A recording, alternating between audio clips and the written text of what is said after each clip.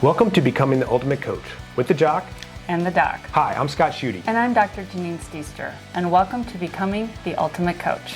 We are here to disrupt some of the current thinking around how the fitness industry approaches clients. Our goal is to educate and inspire fitness professionals to get the results, income, hours, and career that they want and deserve. Our combined experience and education in psychology and fitness create a new insight on ways to become the ultimate coach. Welcome to Becoming the Ultimate Coach. I'm the Jock, this is the Doc, and today we're going to talk about what are healthy behaviors. And so this is something that we see a lot in the industry right now, talking about healthy behaviors, and it's, I'm sure, something that you hear your clients talk about, like, well, this is healthy, this is unhealthy. But today we're going to break that down a little bit, and a lot of it is it depends. It depends on the person's goals, where they're at, how they're tracking. But before we get into the depth of that, Janine, why is this important to break this down to the client? Well, a lot of times individuals will read like eating chicken and broccoli is healthy, eating a hamburger is not, all of those types of things. In nutrition, we can come up with a gazillion examples. Same thing too, like, oh, if I meditate, that means that I'm doing good things for my brain and my nervous system, and if I'm not meditating, it's bad. So we have this tendency in our society for good and bad. Like, it's either good or it's bad. It's very dichotomous. And again, it's also why the extremes kind of work for people, or they tend to lean towards them, because people like to have a clear answer, clear structure. And humans by nature, we do really well with some general structure. And if you look at how our societies build and are built and all those types of things, it really reflects that. We like certain rules and parameters, just enough to kind of know where our bumpers are. And so the same thing happens when we're talking about healthy or unhealthy behaviors. And again, if we as fitness professionals are talking to clients and we're just saying like, well, we want you to eat healthier. They have certain things, oh God, that's kale, and that's a lot of salads, and I can't enjoy any ice cream with my kids. And even if they're not saying it out loud to you and they're nodding, smiling, in the back of their head, they're creating their own narrative of what that is. And so we have to be really clear, and Scott mentioned this, what are the goals? And also, healthy to unhealthy is a continuum. And I'm always stressing that we cannot expect people to change their behavior, go from 0 to 60. We can do anything typically in that range for a short period of time, but we know it won't last. So the same thing with healthy to unhealthy. If we're reducing how much soda we have. So yes, excess amount of soda for most people is going to be unhealthy over time. If a 15-year-old is drinking a whole bunch of soda for 3 months, it's probably not going to make a dramatic impact on their overall health. If they do that for 30 years, my guess is that we're going to see weight, we're going to see some other impacts on their system. So the point is, what are we trying to move towards, and what's the context? So a couple of things I say to people is, what's the context by which you're doing that? If I have 3 drinks a week, and I'm doing that in a social event and I really, really enjoy it, and the rest of the week I'm really working on kind of keeping my macros, my micros, and all of those types of things in check, then I don't know that those 3 drinks are a big deal. If I'm doing it every day, that might over time have some cumulative effects that are not moving someone, for example, towards their weight loss goal. So what's my goal? And then where am I just trying to move the needle to? Sometimes moving from unhealthy to healthy initially is just reducing portion size, the frequency of something that we really enjoy. Other times it's just kind of a replacement, changing out a few things and still enjoying what we like.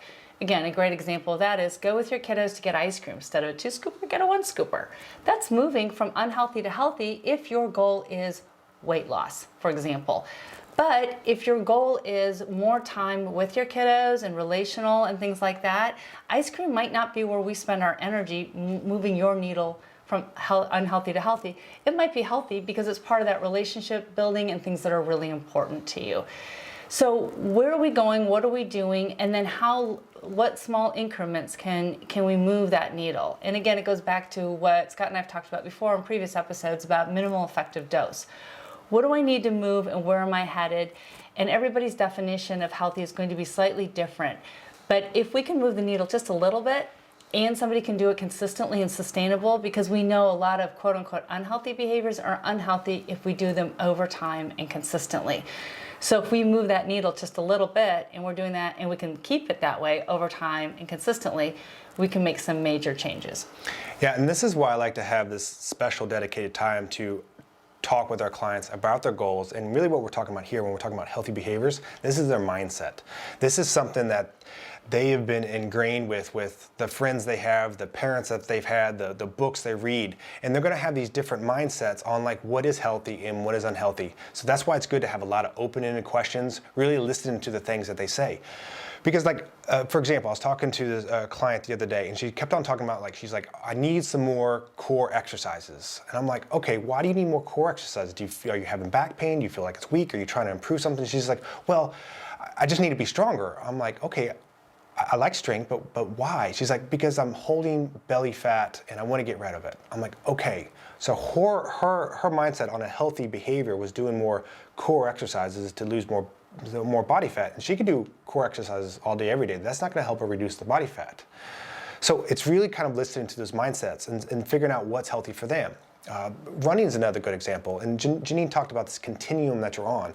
Like, increasing your running can definitely be part of a healthy lifestyle for the right person at the right time. But if you're one of these people that just runs all the time, all day, and you're starting to actually hurt the knees because it's just too much, it's kind of overtraining, then it turns into this unhealthy. So really breaking these things down with your clients. And that's what's tough about this. It's hard for us to have a blanket statement of like, chicken is good, burgers are bad. Well, you know, if I really enjoy eating burgers with my family and it's our time for connection, then I'm a big fan of that. That can be in that healthy category. So I really want you to think about this and stay away from these black and whites with your clients of like, this is healthy, this is unhealthy. You got to listen to them. You got to hear what the kind of mindset they already have on these things. And you got to help them kind of break it down because it's going to be a different conversation for a different client. We've talked about this a lot in previous episodes. It's, okay, what is their goal? How are we tracking that goal? And how are we moving towards that? If we're moving towards that, then they're doing enough healthy things. We don't have to keep going. It's like it's all, you know, chicken and broccoli and rice and all these things that, you know, the traditional healthy standard of working out every day. Like we want people to enjoy life, but we also want people to make progress towards their goals. So Doc, anything to add to that? Yeah, just a couple quick things. One of them is that also not getting stuck on an area with someone. So if they are like, I really do not like veggies, and we're saying, yeah, but eating more veggies is healthy. Maybe they'll get there. Maybe they eventually will find a veggie that they like or prepared in a certain way. But thinking about other healthier behaviors or moving along that continuum still towards their goal, but don't get stuck on that one thing. Like if you're not eating veggies, then you won't get your weight loss or things like that. And a lot of our clients sometimes have that concern. If I'm not doing that, I just won't get to my goal. So walking through that. The other thing is that just thinking about when we're thinking about shifting that continuum, healthy to unhealthy, unhealthy to healthy, thinking about frequency. How often is someone doing something? For how long are they doing it? The running example is a great one for that. How long have they been doing it? So how long do they do the behavior, but how long have they also been engaged in that behavior? If they've been engaged in that behavior 20, 30 years, again, you're going to have to talk about, you know, what's their mindset on it, what's their perception, educate them on maybe some shifts in understanding, especially over the decades, because, you know, scientists learn more and more research comes out and we kind of change our minds sometimes, things like that. So thinking about that, but that frequency, the dose, how much of something, and can you even move from unhealthy towards healthy just in those kind of areas. And then again, and I think this core ab for losing belly fat was a great example of that.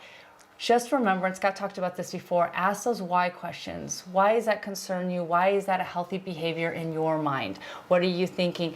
And understand where they're getting that information from, because sometimes they've heard information that's not inaccurate, but they're trying to apply it in an area that it is no longer accurate or as effective for. So it's not sharing that they're wrong, but it's linking that information that they have in the right way towards those goals. And so to wrap up today, we have to stop thinking about the next 12 weeks for our clients and what they can do. We got to think about like what can they do for the rest of their life. Staying away from these black and whites, it's healthy or it's unhealthy. And it's figuring out what mindsets they already have on these certain aspects. And so the big thing of thinking about it on a continuum, like Janine talked about several times, we're at this unhealthy, like how do we move it to a slightly healthier spot for that particular person? So until next time.